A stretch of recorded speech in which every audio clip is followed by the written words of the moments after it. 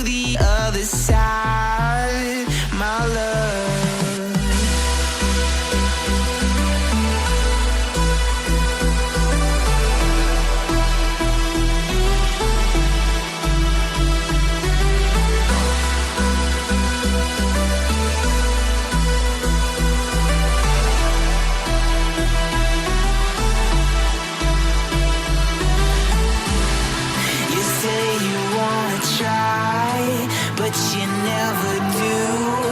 Sugar, there's a reason why we lose.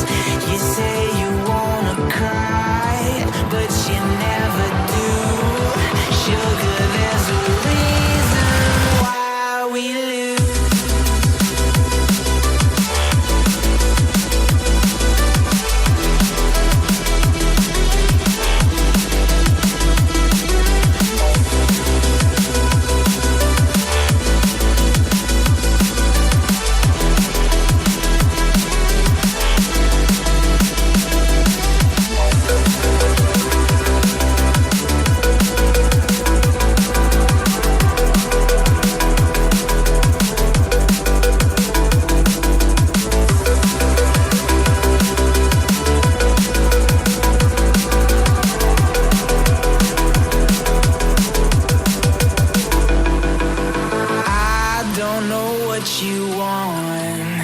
Let's have a bit of fun till I downfall.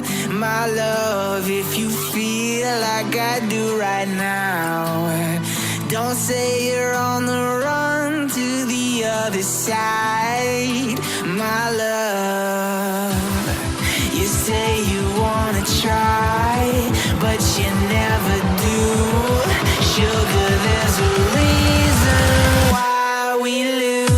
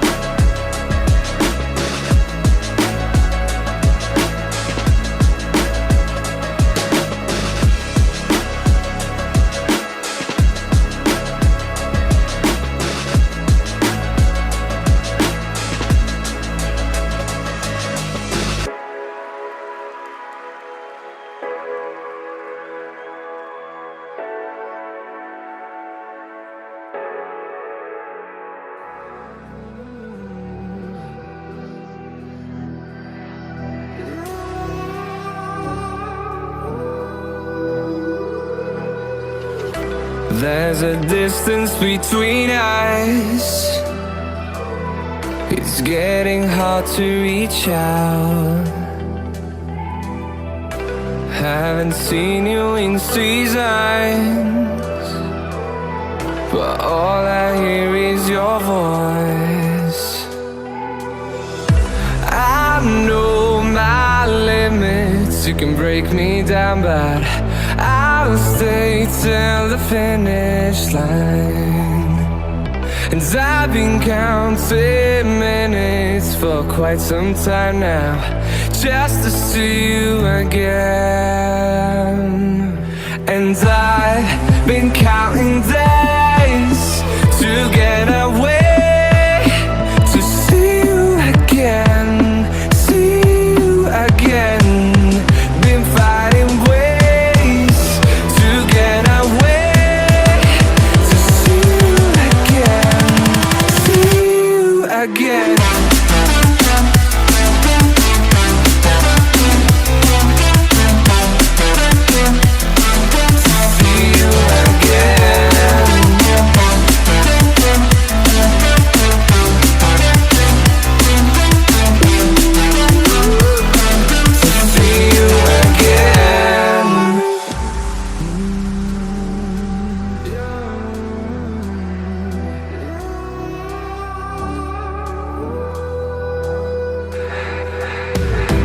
We got millions of reasons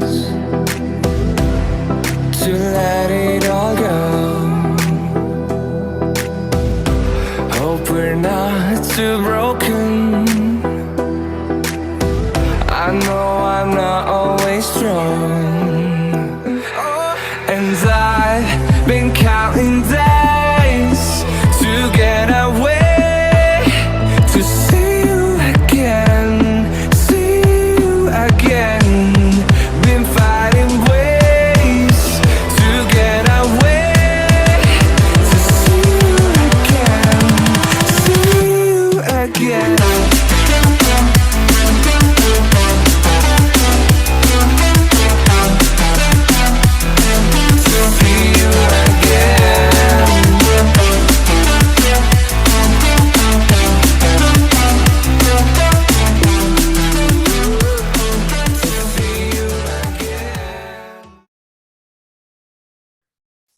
Wow, what a great year indeed. And seeing the impact that this sport has on so many people's lives really makes us all, I think, very proud to be part of this organization.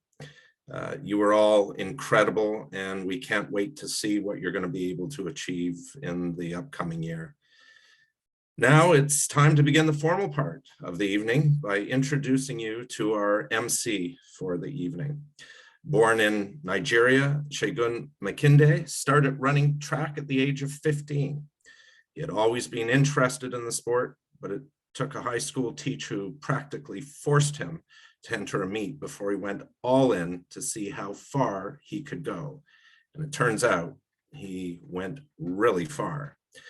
Segun's first national team experience was the 2007 IAAF World Youth Championships. He then went on to the 2010 IAAF World Junior Championships in Moncton, New Brunswick. In 2016, he finished 5th in the 100-meter at the Canadian Championships after recording a personal best of 10.24 seconds. He was named to both the 2012 and 2016 Olympic teams and the 2013 IAAF World Championship team. Segun's multi-sport competition includes the 2011 and 2013 World University Games, where he posted 2 top 5 finishes, and he was also a double gold medalist at the 2013 Jeux de la Francophonie, winning the 200-meter and the 4x100-meter relay. A graduate of the University of Ottawa Telfer School of Management, Segun is a keynote speaker and currently pursuing a master's in management at Queen's University. Additionally, he hosts, produces, manages, and creates content for his The Inner Olympian podcast. And if that's not enough, he's a member of the Athletics Canada Athlete Council and the Athletes Can Diversity and Equity Committee. Plus, in addition, he's the owner of We Love Toast, or Toast for short, Canada's first ever artisanal toast bar, serving sweet, savory, and classic toasts in downtown Toronto. I'm so very pleased to welcome and hand the rest of the evening over to the incredible Segun McKinde. Thanks a lot, Dean. I really appreciate it. It's always kind of weird hearing, the intros to yourself, but I really appreciate the really kind introduction. It's amazing. I want to say real quick, a big thank you to yourself and Paul and the entire team, Angela, for thinking of me and inviting me out to host you guys. It's an incredible honor, and I am super excited to host everyone here and to be with you guys here tonight. So without further ado, let's get started, because I remember what it's like being an athlete and going through this entire gala. And so we're going to keep it fun and exciting, a little bit bouncy. First, real quick thing I like to do whenever on like something that's virtual like this is, if you guys go to the bottom of your Zoom page, you're going to see like a little, or hopefully you guys see a little reactions. And I'm not sure if there's any options for you, but if possible, if you're going to give a round of applause, give a little clap like there. You can put a little virtual clap, virtual round of applause. There you go. I see some people got it already. If you can navigate that, there you go. Yeah, nice. Anthony's got one. Camila's got one. Doug. So that's a great way. There you go. Martha's got one. A little virtual round of applause whenever we do that. And or if you like something that's going on, you want to support someone, you can give a heart. You can also give a big thumbs up, or you can also give a little congratulatory celebration with banners and everything like that without making a huge mess. So there you go. And without further ado, let's get started. Let's get this night let's going. So we're going to start out first with our Hall of Fame. And being inducted into our Hall of Fame is no small achievement. It just really shows the amount of extraordinary contributions and also dedication it takes to be able to become someone who's inducted into the Hall of Fame, and also just the extraordinary contributions to the sport.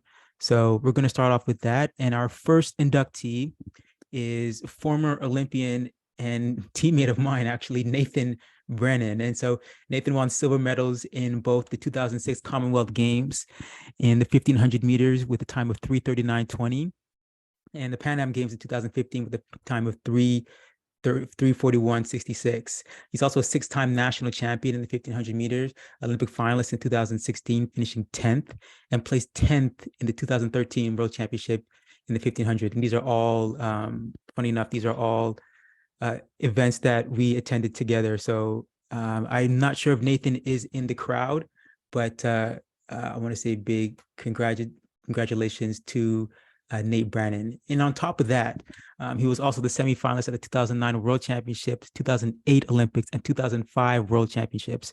Again, these are all in the 1500 meters. Plus, he's the 1,000 meter and 2,000 meter Canadian record holder. So Nathan, once again, huge congratulations on your athletic achievements and your ongoing efforts to give back to the sport. I know he's very present in a lot of track meets.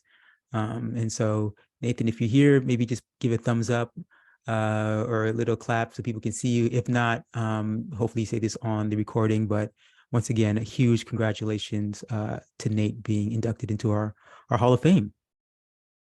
All right, next up in our Hall of Fame is Marge McGowan Hendershot. Marge was an Olympic athlete competing in the 1976 Games, and she ran on Canada's 4x4 and 4x100 meter relay teams in the individual 400. She made the semifinals in the 400, and the 400 meter relay team placed 8th with the Commonwealth record. Marge is also a two-time bronze medalist in the 1974 and 1978 Commonwealth Games on the women's 4x400 meter relay, and won gold in the 4x400 meter relay at the 1975 Pan Am Games, again in a record time of 3:30:36, which is really fast. She also ran 54:2 in 1973, breaking the 400 meter Canadian junior record. So once again, let's congratulate Marge on her incredible accomplishments and welcoming her to the Athletics Ontario Hall of Fame class for 2022. Maybe you guys can give a huge round of applause to those two. There you go, virtual round of applause.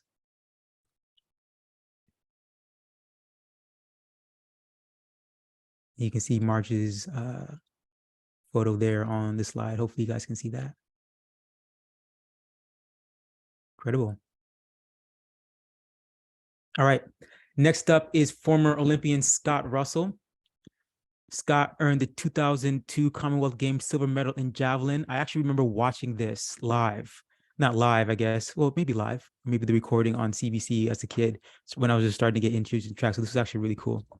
With a throw of 78.98 meters. And so he finished fifth at the 1998 World Junior Championships, 10th at the 2001 Summer Universiade, 12th at the 2005 World Championships, 8th at the 2002 Commonwealth Games, and 10th at the 2008 Olympic Games. Scott also competed in the World Championships in 2001, 2005, 2007, and 2011, and holds the Canadian record for javelin with a throw of 84.81 on July 13th, 2011 at the Toronto International Track and Field Games. I saw this. This is actually something I saw live, which was incredible. Just a quick check. Is Dan Russell by chance in the audience? And if you are, maybe say something, put a quick note in the chat, maybe raise your hand. But yeah, this was actually really incredible. Scott, still, like I mentioned, still holds a Canadian record. When he broke the record at the Toronto International Track and Field Games, it was an absolutely incredible moment. He also holds the Canadian indoor throws record with a toss of 24.72, which is massive. So a big congratulations once again to Scott on all your achievements and being inducted into the Athletics Ontario Hall of Fame for 2022. Once again, if Dean's on the call, Dan rather is on the call, or somebody else, maybe give a quick shout out. If not, let's all give. Hey Dan, how you doing? Oh, you can hear me? I can hear you now. Yeah, we just unmuted you. Yes, Scott is very honored for this honor of being part of the Hall of Fame there for Athletics Ontario. He was supposed to be connected tonight, but he may have had the same troubles I did trying to get on. So, but I managed with the help of my son-in-law to get myself on. But yeah, Scott's very, very humbled by this, appreciates being part of the Hall of Athletics Ontario in the Hall of Fame. Awesome. That's what he's expressed to me anyway. Great. Thanks, Yeah. Dan. Really appreciate it. Yeah, he would have had to come through from Kansas. He's still down in Kansas, so I don't know if he was able to do the same connections out of Kansas or not tonight. Well, we appreciate you taking and speaking on his behalf. That's On his behalf, eh? Okay. yeah, awesome. Thank Thanks you. a lot, Dan. Yep, you're welcome. So everybody, just once again, just join me in giving a quick virtual round of applause to Scott for being inducted into the Hall of Fame.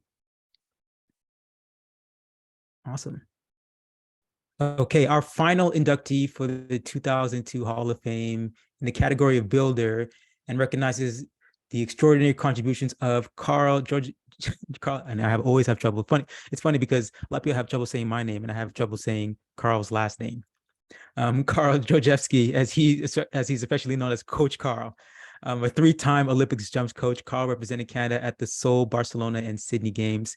He was Team Canada's head coach for the World University Games in 1989, 1993, and 1999, and jumps coach at the 1990 Commonwealth Games in Auckland and the 1991 World Championships in Tokyo. As a student of his event and jumping in general, Carl took advantage of every opportunity to learn, spending time in various European countries to learn from the very best coaches. Carl has worked with the elite varsity jumpers for the past 30 years, coaching Milt Audi, Greg Joy, Alex Ziliaskis, Michael Panikver, Juanita Dykstra, Nicole Forrester. Carl was in Athletics Canada's national coordinator for jumps when the University of Toronto was designated as a high performance center. Plus, many major meets have developed under Carl's leadership, including the Kid Carruthers Invitational, Festival of Excellence with Usain Bolt, which I attended as a high school student, which was incredible and like a monumentous event to put on. So I just wanted to say that it was absolutely nuts. And so I'm really grateful for Carl putting that meet together. And 3 annual indoor meets. His contributions don't stop there, as Carl was CIS Women's Track and Field Coach of the Year for 6 seasons. Carl continues to be an advocate for the sport from the grassroots level all the way up to high performance.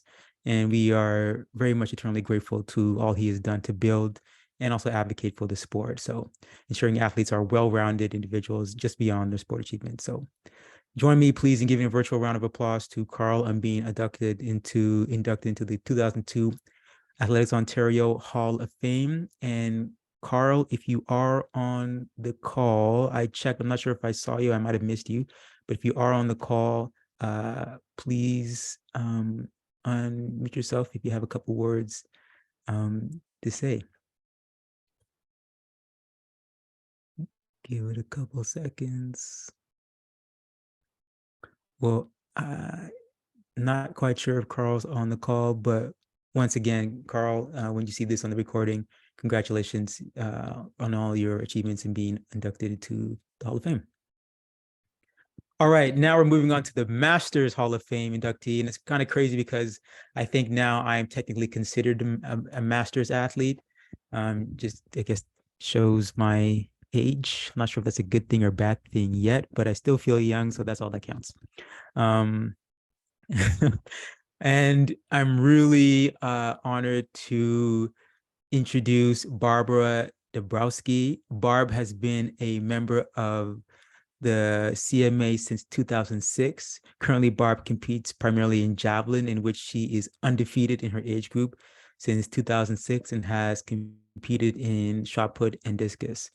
Barbara is truly a prolific competitor. She won 12 gold medals in 8 8 CMA championships, a perfect record. Okay, wow. And in 10 USATF Masters championships. She's won 5 gold, 4 silver, and 1 bronze medal. In 4 NCCWMA championships, Barbara's won 3 gold and 1 silver. She won 1 gold at the World Masters Games in 2017 and in 6 WMA championships, she won 4 gold and 1 silver medal. Barb currently holds the Canadian Masters record in 3 age groups and has repeatedly broken her own records, one of which stood for 13 years. Wow, congrats, Barb, that's amazing. Plus, Barb has been in the top 4 in the World Masters rankings 10 times since 2007, ranking first in 3 of those years. Her love for the sport goes far beyond competing, as Barb gives back to the sport through her involvement in the Throwers Club. Please join me in giving a virtual round of applause to Barbara on being inducted into the Masters Hall of Fame and on all your achievements outside the sport of athletics as well. And Barb, if you are on the call, I'm just double checking to make sure, but if you are and I missed you, please say hi. Well, it looks like actually she couldn't make it, so that's unfortunate. But Barb, once again, congrats on all your achievements. It's quite incredible. Okay, moving on. We're keeping this rolling. I'm not sure. I think I am a little bit ahead of time, so that's good. I believe. Yes. Thumbs up, thumbs down if you're with me. Give me a thumbs up, thumbs down if you're still with me here, or like a something in the comments. Give me a thumbs up if you're still with me. Everybody here still with me? Still with me? Still with me? Give me a thumbs up. Give me a thumbs down if you don't like my beard. I apologize. It's not my fault. Actually, it is. Nevertheless, moving on. We're going to moving on now to our All Ontarians, and it's time. This is a really exciting award because I remember actually being a part of this award many times, and so once again, this is an incredible award because it just underscores the depth of talent that we have in Ontario. I'm pretty sure all of us athletes, as Ontario athletes, feel a sense of pride being from Ontario and competing for Ontario. And so it's just actually, and even in that, it's just a good reassurance that, you know, Ontario and the sport of track and field just in general is on a good path for many future achievements. So we're really excited for this award. The All Ontario Award, for those of you who are maybe new to the gala or just learning about track and field, just entering to the track and field universe, I'll say that. This award here is given to the gold medalists in each age category and each event discipline at the Athletics Ontario Championships, as well as the Athletics Ontario National Championship medalists and Athletics Ontario athletes who earn a spot on a national team. So whether it be a World Youth team or a senior team or a junior team, This year is one of the largest classes with a total of 321 All-Ontario athletes. Some of the athletes of this award were announced, I believe, on the newsletter around the track and many of the Athletics Ontario social media channels. So if you missed it, go back and you can take a quick look at that to see the full list, or at least a few of the names, I believe, on the channels, but you can find the full list on the website on Athletics Ontario. So be sure to go check that out. Again, we're so honored to have a lot of you in attendance and in audience. As you can imagine, I'm not going to read all 312 names. I just think that will be great for everyone if I don't do that. So instead, I'm just going to kind of go through, just announce the categories, and see if I can give a couple of maybe small anecdotes. And there's a link, I believe, also in the chat if you want to look at the full list of participants.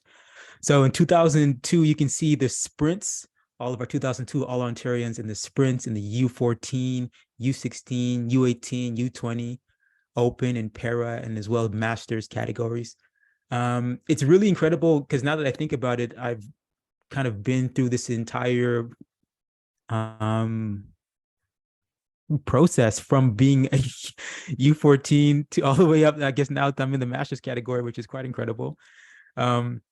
I remember my first Ontario meet that took place all the way up in Timmins. And I didn't actually Timmins. Yes, Timmins. I believe it was Timmins.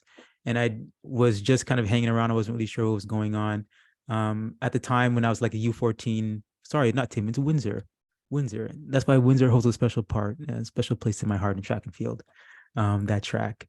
And it's really interesting because at the time, what really got me into track and field was competition. And so at the time, Philip Hale, if Philip ever sees this, shout out to Philip Hale. Philip Hale was really what, he was the guy who was really instrumental in pushing me to be better, because really all I wanted to do when I was a U14, U16 was beat Philip Hale. And that was it. That was the only thing that was on my mind, was beat Philip Hale, and everything else was irrelevant. So shout out to Philip Hale, because I wouldn't be who I am without Philip Hale. And so for those of you on the call, I know maybe you might have someone who pushed you, but just remember those moments, especially as you kind of go through and you start to represent Canada on maybe on more teams, or you start to compete in bigger events. Never take the smaller moments for granted. They're really special as you continue to progress through track and field and through the sport, no matter how far you end up going or want to go. So that's amazing. All right, let's move on to the next category of All-Ontarians. Distance. So as you can see, here are 2002 All-Ontarians for distance. I should probably also, guys, give a huge round of applause for the sprints, for all those people in the 2002 All-Ontarians in the sprints, and as well the distance. So as you can see, we have a whole bunch of names here. As you can, I was a sprinter, so I never really did distance. Oh, I did do distance. I ran the 400 meters. So to me, that was like very far. One time I did run 600 meters. So I probably consider that a distance event. But shout out to all of our 2002 All-Ontarians in the distance. We have a lot of depth in the distance, which I think is absolutely incredible. For those of you who may not be able to see the list too, I think there's also a link to be able to see the full list on the website. So just maybe double check the chat to see if you can find that, because it'll be the same names on the website as well that are going to be displayed here. You can also try enlarging the window for the viewing on the Zoom chat, if that helps maybe to get a better view of the slides. Incredible. Again, join me and give me a round of applause for all of our 2002 All-Ontarians in the distance. Okay, great. Let's move on to our next event. The jumps. And so funny enough, I started off in the jumps. I used to be a long jumper. So shout out to all the jumpers, 2002 All-Ontarians in the jumps. Congratulations, everybody. You guys are incredible. The distance runners are also incredible. I didn't say that, but you guys are also really incredible as well. I'm going to leave no one out here. But it was just really funny because I started off doing long jump before focusing more so on the sprints. And a lot of great sprinters and also sprinters turn jumpers. So it's a really good connection. We've had a lot of, I think, emerging talent in our jumps, which is really exciting to see in terms of making Canada one of the nations that's like a well-rounded track and field nation, which is quite incredible. So shout out once again to all the jumpers. Congratulations on all your accomplishments. Okay. And to the next event, the throws. I have a lot of great friends that come from the throws. One that is not probably, I don't know if he's on the call, but I want to give a quick shout out to Timothy Neto, because me and him kind of grew up in track and field together. And so he was always a really great friend of mine in the throws. And really, he helped me to really understand the throws a bit better and kind of what it was about. So big shout out to all the throws. We had a really big year this year for Canada in the throws. And so if you have the opportunity to learn a different event or learn about different events, I really encourage you to learn more about all the different events, throws, jumps, distance, get involved, learn more. It really helps you to appreciate the sport that you're in. And also, if anything comes up, you're able to kind of understand kind of what's going on. So yeah. Angela, once again, really big year for us in the throw. So really excited for that, especially on the women's side. So big congratulations to all the Ontarians in the throws. You guys hold a very special place in my heart as throwers. Congrats. Okay, from throws, we move on to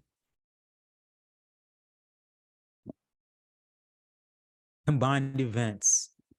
And Canada is starting to become a very strong combined events nation. I'm pretty sure all of us know or have heard some of the amazing things that Damien is doing, and really fortunate Pierce is coming up. And on the women's side, we have some incredible, decathletes, and now we have also great heptathletes coming up on the women's side. I almost forgot what the event was, which was kind of embarrassing on my part, but I was able to recover. But we have an incredible, strong combined events, I guess, contingent that's coming up, and it's really exciting. As someone who is still in track and field and still training and has kind of seen some of the ebbs and flows and ups and downs, it's really exciting to see us as a nation, just more people getting involved in different events, not just the sprints or not just the jumps and not just the throws and not just the hurdles or whatever it might be, the distance events or cross country. Just as a nation, everybody's getting more interested and involved in different events. So again, I want to say a big congratulations to all the Ontarians, and especially in the combined events. All right. On to the next one.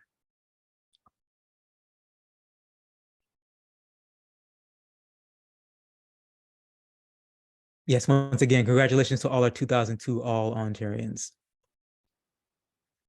Just a quick note that if you're wondering about your certificate or what's going to happen to you, what's going on in that regards, your certificates will be emailed to you over the course of the next 10 days.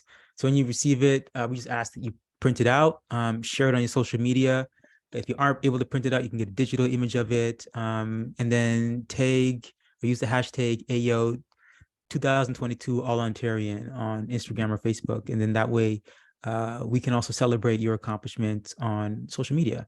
So once again, congrats to all of our All Ontarians, class of 2022. Incredible. Celebrate that. Big celebratory. Okay, great. On to the next. We're going to celebrate now the official of the year presentation. So as a former athlete myself, I was always keenly aware that you can't run any of these meets or any of these competitions, whether it be from your local competition, your local high school competition, or your local twilight meet, all the way up to the Olympic Games. You can't run a track meet without the officials. The technical officials are essential to the sport of athletics, and they ensure the consistent application of rules which govern our sport and administer these rules at various levels of competition. Like I mentioned, from twilight all the way to the Olympic Games. Their technical skills, professionalism, and also tireless giving of their time as volunteers has benefited us as athletes at every stage and level of competition, from grassroots once again to high performance, masters level, Olympic level. Athletics Ontario is extremely grateful to its technical officials, and particularly for their commitment to a safe return to sports, especially during this tough time during the pandemic. So to recognize the contributions of officials, we're thrilled to announce our female and male officials of the year. So first up, our first award winner, our first female official of the year is Lynn McFerrin. Congratulations, Lynn. Lynn's commitment to officiating is incredible. She was the officials coordinator for the Canada Summer Games, during which she managed a variety of issues, including official selection, arranging amenities, last-minute adjustments, and other issues, including a COVID outbreak, which is wow. In addition, Lynn served on various officials committees, served as a vice chair of the association, fielded as chair on numerous occasions, and represented Ontario at the National Official Committee meeting. Lynn also found time to officiate at a large number of meets as an umpire and track referee. In her non-track time, of which there is very little, Lynn is involved in the yacht club, hiking, several artistic crafts, including creating paper flowers, which is quite incredible considering I can barely make a paper like origami, you know what I mean? I can make a paper plane though. I can make a pretty mean paper plane. So Lynn, we might have to go at it one day. That being said, congratulations, Lynn, on being the recipient of our 2002 Official of the Year. So please join me in giving a virtual round of applause to Lynn McFerrin. Incredible. And now moving on to our male Official of the Year. Michael Chapman has been a starter at every level of track meet in the indoor and outdoor seasons, also working the twilight meets for both the University of Toronto and York University, even traveling at his own expense to meets in Atlantic Canada and Quebec for the experience. Michael has been the starter at NXT Champ, OFSA, and Flying Angels meets, indoors and outdoor, TDSB high school meets, para meets, and AO championship meets, and many other sanctioned meets in the region, often being the lone starter for a meet. I remember that. I remember seeing Michael at many different events, many different times, and always chatting it up with him sometimes before the start of an event. So it's great to see Michael here. Michael, if you're watching the recording, congratulations. Michael is part of the starters team at Canada Summer Games, again gaining experience and credits to his upgrading as a starter. In addition, he has mentored or supported a number of new officials who aspire to be starters, assistants, working with them at smaller meets to help them understand their role and responsibility. Calm and pleasant, Michael is known as the starter by athletes of all ages. Very true. His love for what he does is evident in all his interactions, including working collaboratively with the finish line crews and demonstrating respect for other officials and their roles, and always checking to see that the finish line and photo finish is ready. Glad to wait if there's an issue.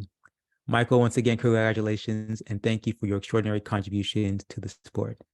So please join me in giving a warm round of applause to Michael Chapman. Congrats once again, Michael. So thank you once again to Lynn and Michael for your contributions as AO officials.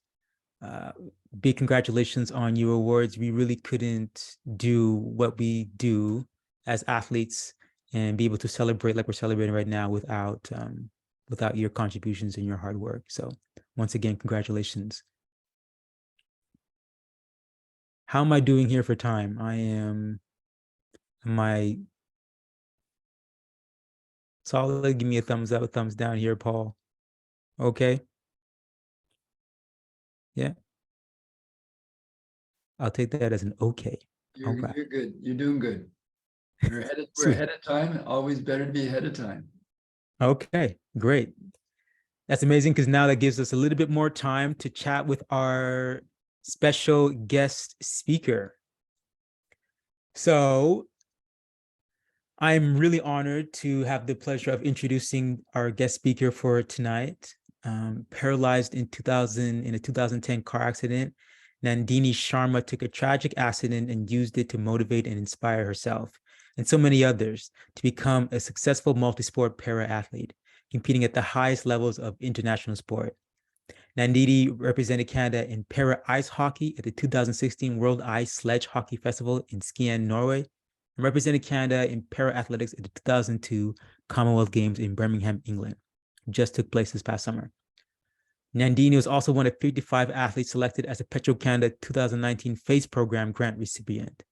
I have no doubt her story will inspire everyone listening to be their best, even through adversity, and I'm honored to welcome her to speak with you tonight. So please join me in giving a warm virtual round of applause, thumbs up, or big congratulatory, celebration to Nandini Sharma. Nandini, are you on the call? Please unmute yourself. Yeah, I'm here. Hi. Hey, Thanks for the Nandini, thank you. introduction. Yeah, no worries. Thank you so much for speaking with everybody tonight and sharing your story. I'm really looking forward to everybody learning a little bit more about you and kind of what you've been through. And so I think we're going to go more like an interview kind of back and forth style. Does that sound okay? Yeah, that sounds perfect. I love a little Q&A. Okay, amazing. I'm going to try and ask you the hard-hitting, tough questions. By all means. Okay, so how about we just start off a little bit more about your story? Why don't you expand a little bit more on that kind of, I guess, if you're open to talk about your accident, kind of how you were as a kid before you got into sport, and then kind of how you went from sledge hockey, which is a winter sport, to track, which is a summer sport. Sometimes a lot of people in track and field, we go from summer sport and track to winter sport, not usually the other way around. So kind of tell us a little bit more about that. Yeah, for sure. So I was involved in a car accident, like you said. It was a head-on collision. There was a drunk driver going northbound on a southbound lane, and that was kind of the end of that. But as a kid, I was like a really active kid. I really liked playing all kinds of sports. I grew up with like my brother and all his friends, so I mostly just got like bullied into trying to be the best I could be.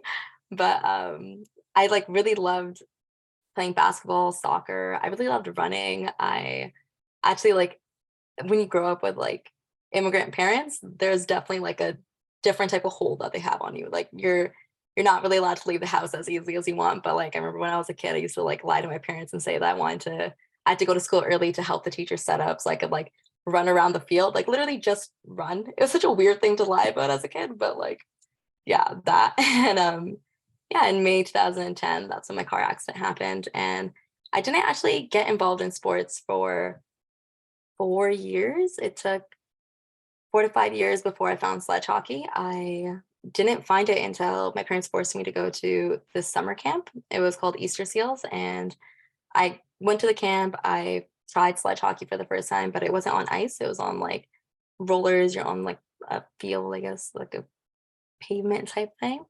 And I liked it, but I wasn't like too invested. I just kind of like let that be there. But then in 2014, I had surgery. Like I had to like a surprise surgery. It was very unexpected. Didn't really know what was going to happen, but I lost a ton of weight, a ton of muscle mass, like wasn't really in a place to like, there was no way I could get back to what I was without doing some type of physical activity that was more like demanding, I guess. So then I picked up sledge hockey again. And then once I hit the ice, I like fell completely in love with it. And I wanted to like, I completely was ready to like sell my soul to sledge hockey. Like it was so fun. But then there was a summer where I was like trying out for the women's national team. And I just wanted to cross train in the summer so I could be better prepared for the tryouts. And I tried wheelchair racing.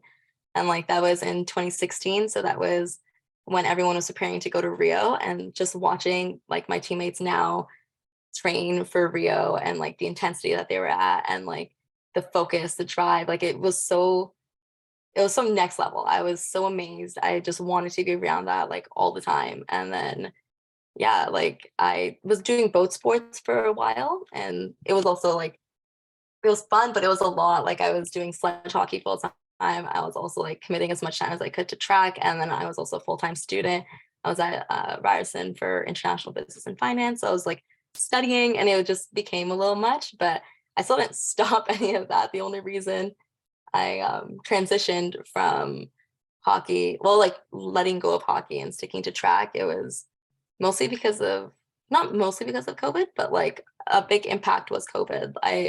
Of course, like rinks were shut down. You weren't able to have that same type of interaction with people, right? Like you weren't allowed to. So I stopped playing hockey and then kind of focused in on track.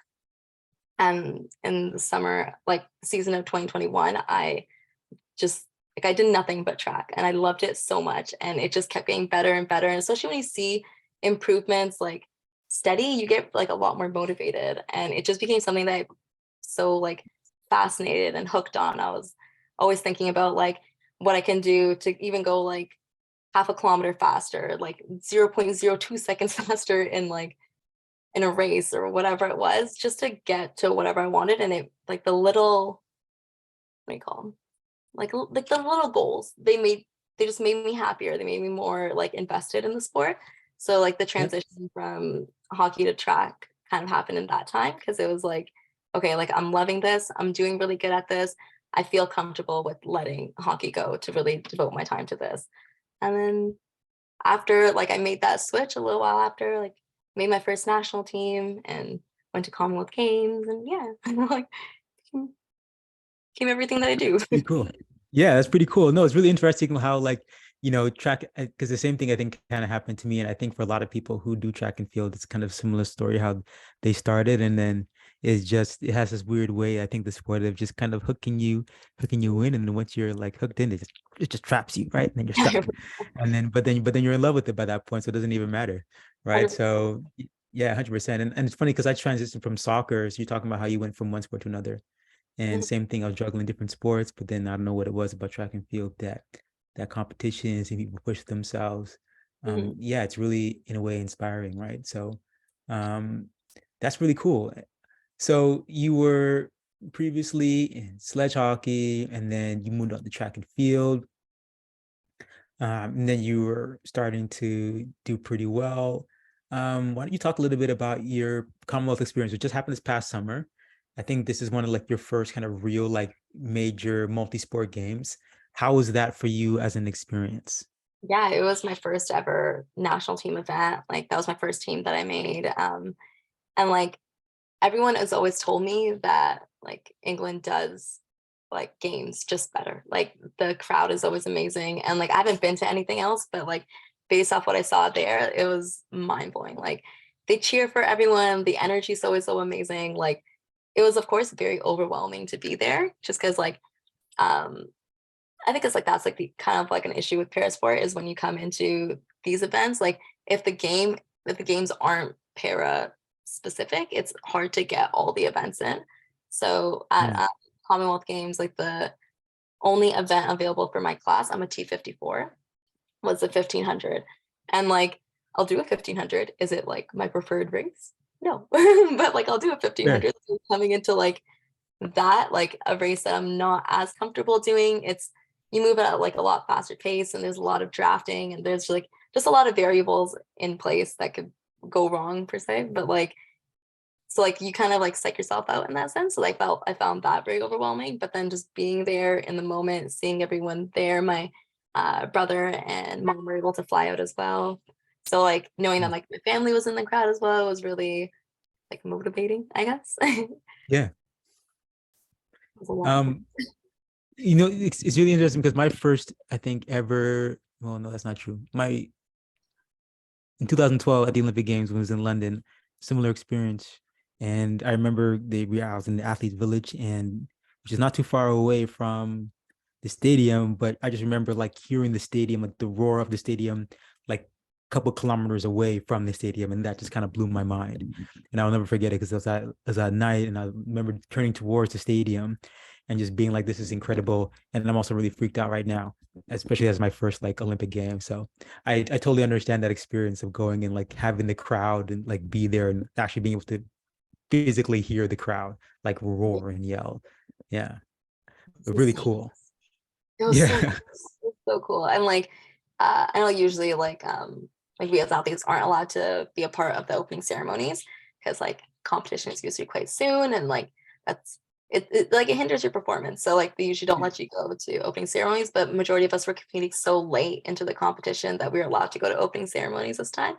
And like I took the opportunity for sure. My first games, like I definitely wanted to like experience that, and it blew my mind. Yeah. Like just like coming into the arena and like sorry the track and like hearing everyone scream, like 30,000 people yelling at the top of your lungs like down at you it's an insane feeling. Yeah, And like it really is. You're right. And it's also a bit of an inspiring feeling because you want to be able to experience it again, right? I want it all the time. Yeah, 100%. So I guess for those of you who are listening and those of you maybe who are coming up, maybe take this into consideration as part of that, maybe getting to experience that. It's something that is really unique. You might have been, for those of you who may not have been at the multi-sport games or a major event yet, it's quite the experience. And if you have the opportunity to make a team or to be part of that, an experience like that, highly encourage you to take advantage of it when you do. I want to quickly ask you, Nandini, just about any troubles or obstacles that you faced recently and how you overcame that, maybe to share with everybody here how you may be able to overcome some of the obstacles that you faced.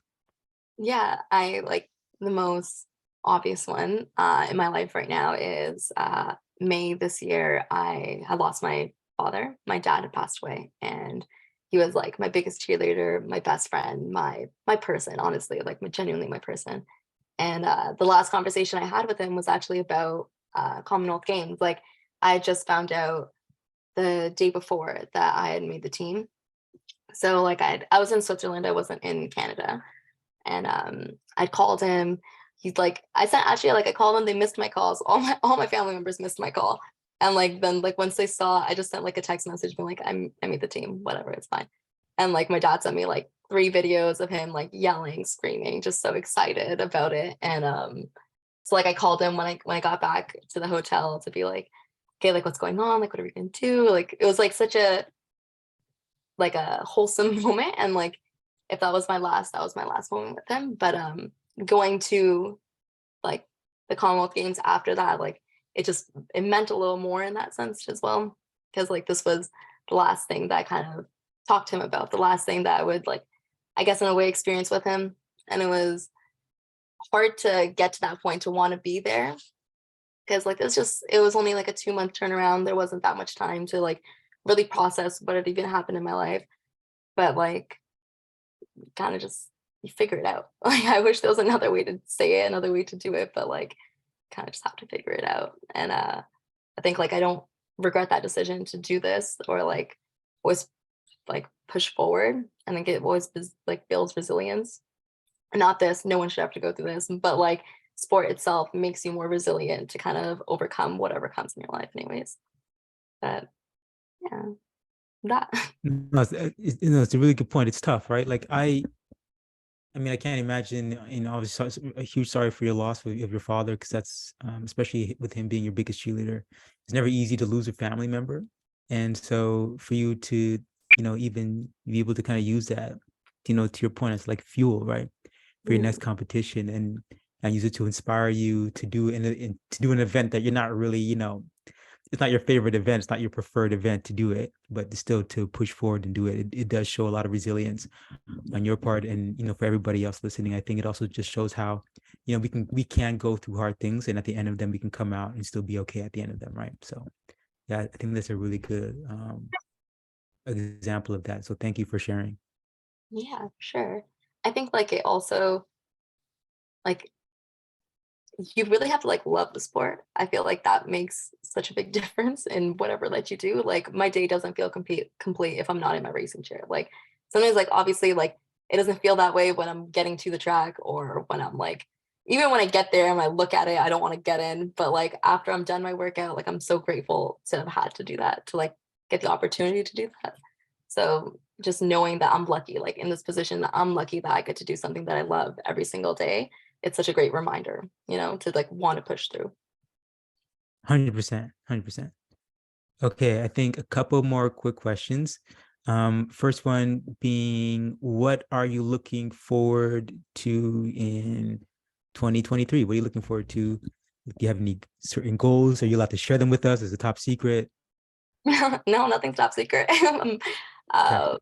I really want to make like the world's team. It's in Paris 2023, and that'll be in June, I think. Honestly, I should look at the dates. But yeah, that's the goal. That's the team I really want to make. And then I want to make the Para Pan Ams team. Those are like the two goals. There's of course like a lot planned throughout the season to like fill in the gaps, get away from the snow, train outdoors and all that. But Yeah. those are the two main goals. Awesome. Well, we'll be cheering you on, and I'm sure everybody on the call will be cheering you on, and all the best. And I'm pretty sure I'll see you around the track. So Yeah.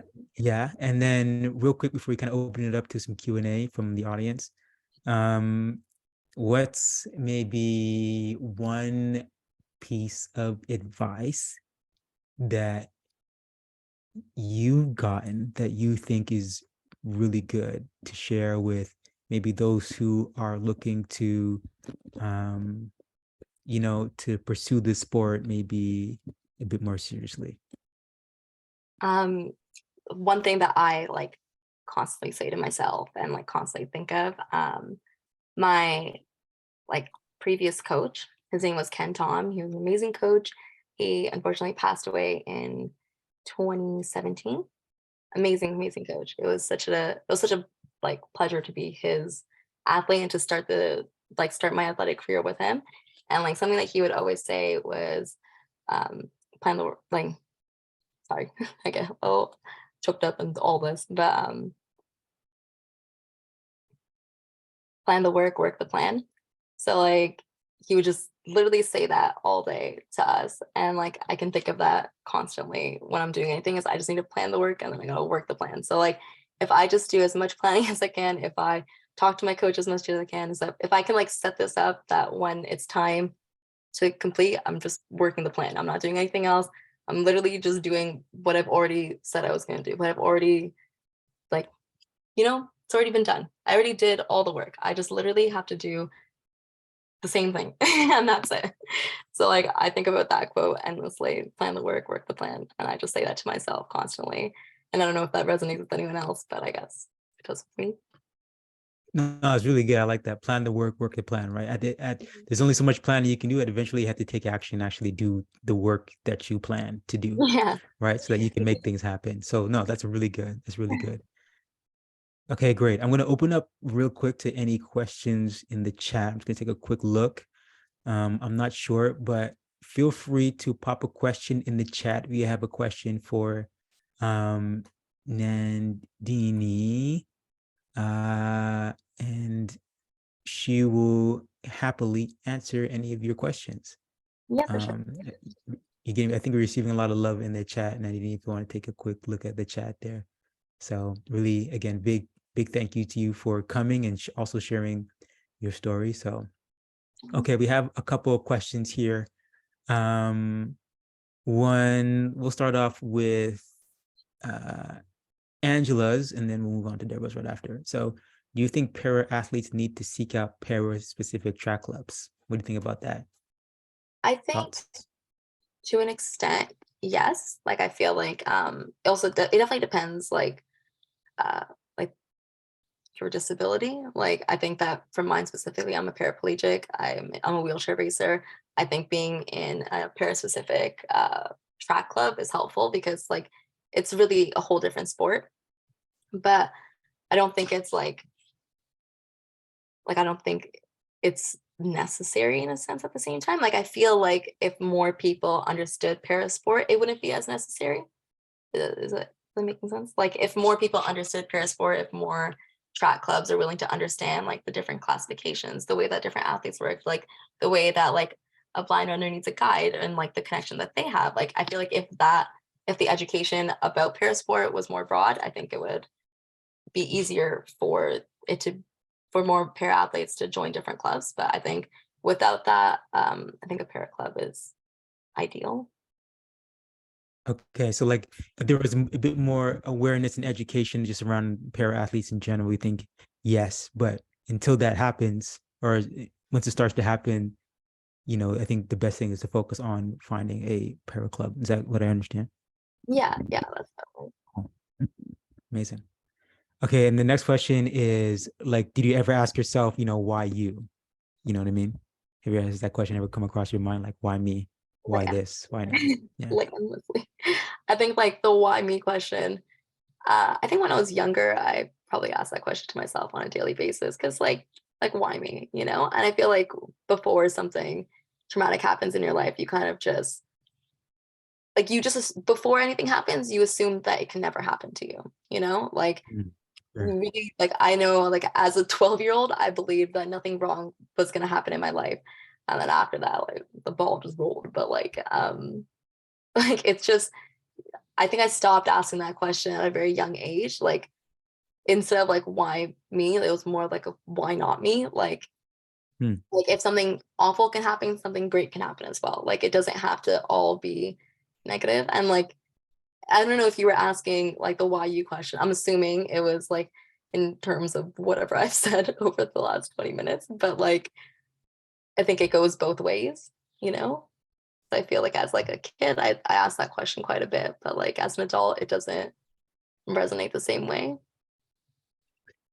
The way you put it too is really good. There's another quote. There's a quote that I like, and I think it's by Napoleon Hill, and and essentially it goes. I'm going to paraphrase it because I don't know the exact quote, but essentially goes like every kind of adversity brings with it the seed of equal opposite opportunity, right? So everything that quote unquote seems bad, there's an equal and greater opportunity for something just as good or better to happen, right? And for you to take like, well, why me into like, why not me? That's exactly the same thing. So that's incredible.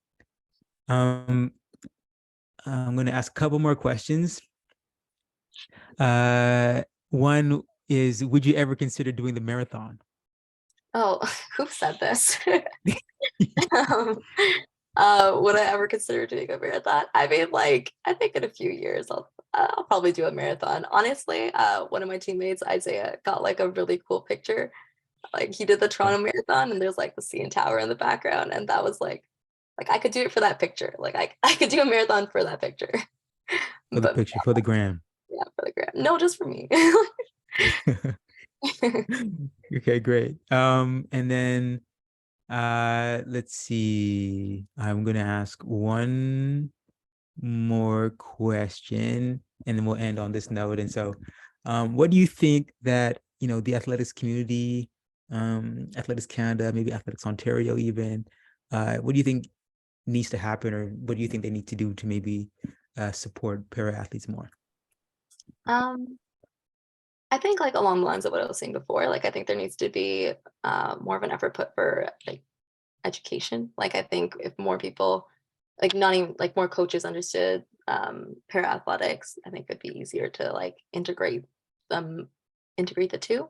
And then I think there needs to be more representation. Like if you look at majority of like AC's page or like AO's page, like there's not that much to show for para athletes. And there are para athletes doing amazing things in Athletics Canada and Athletics Ontario, but like it's just hard to kind of get people involved in sport when people don't see the sport. Like I think representation matters the most in all situations, in all like minority groups, to be honest. Like you have to show that these people exist for people to know about it and for it to like spread, for it to grow. Like there's so many levels to that. Yeah, it sounds like greater awareness, Mhm. greater education, and greater visibility, those three things. And there's also like you have to like remove the stigma from disability. Like it's not a bad word, it's not a negative, it's not like it doesn't need to weigh in as heavy as everyone is. Like of course like I am a person with a disability, like I am disabled, like that's 100% a fact, that's true. Like but the way that other people view me is the bigger issue than like what I can and can't do, you know what I mean? Yeah. I feel like if that is like something that's taken away, it makes it easier. So if you remove the stigma, you educate people, you show that people with disabilities are in sport, they are talented, they do this and that, whatever it is, like it'll build. 100%. No, 100%. I think that's a great answer. Yeah, yeah. Greater education, greater awareness, greater visibility, moving that stigma. I think for sure that'll help a lot. I agree with you. So yeah. And Didi, thank you so much for speaking with everybody tonight, sharing your story, words of wisdom and insights. I'm sure I speak on behalf of everyone, and just saying that I think we're all a little bit more inspired and, believe in ourselves that we can really do it, kind of after listening to you. So once again, I want to say a big thank you to you for taking the time out to join us and share your story. With everyone, please join me in giving a huge virtual round of applause, thumbs up, woohoo type of celebratory emoji for Nandini. Thank you so much for your time. Really appreciate it. Thank you so much. Anytime, honestly. I'm a talker. I can do this all day. So feel free to reach out to Nandini if you have any more questions. You want to get to know her a little bit more. She doesn't bite. So there you go. Okay, great. Now, before we wrap up our evening, Nandini, once again, thank you so much. We have one more order of business, and it's a pretty exciting one, I hear. And it's time to make that big draw for the AO Swag prize pack. So looks like our winner is going to be taking home an Athletics Ontario bag featuring the AO branded Nike backpack. Okay, long sleeve shirt, solid. Short sleeve t-shirt, again, another solid baseball cap, and a windbreaker jacket. I mean, what more could you ask for, right? Okay, I'm going to turn it over to Paul. Paul, please take it away. Spin the prize. Great. Thank you, Shkan. Let me just share the wheel as we will click and see who wins tonight's draw prize. There will be another draw again tomorrow night. So anybody that wants to get additional tickets tomorrow will be open, and you'll be able to get more tickets for tomorrow for a similar swag pack draw. Here we go.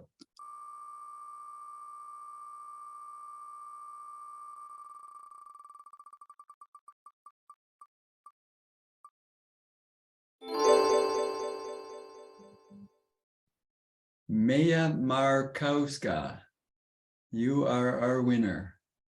We will contact you and arrange to get you your draw prize. Back to you, McKean. Awesome. So Maya Markowska, congratulations on your swag pack.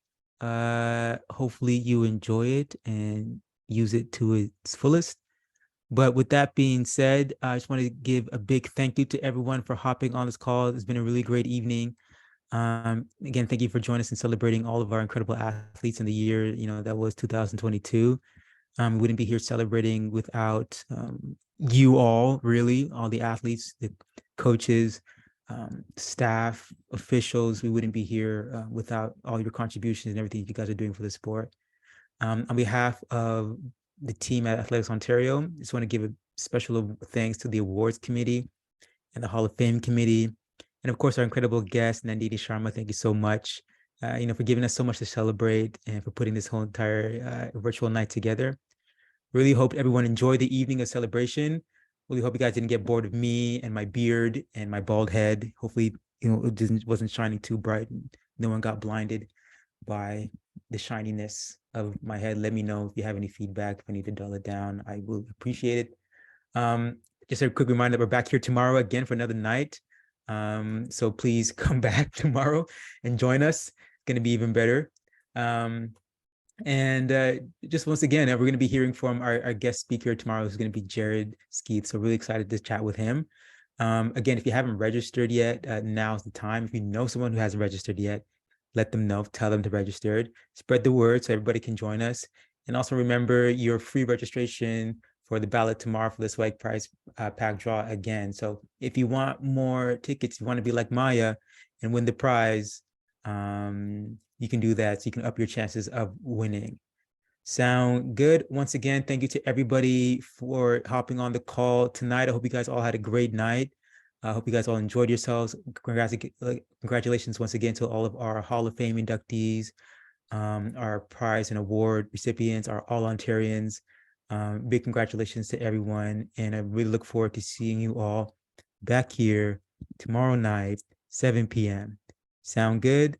Sounds good. All right, everyone. Have a great night. Appreciate you all. And I'll see you back here tomorrow at 7 p.m. Cheers. Thanks again.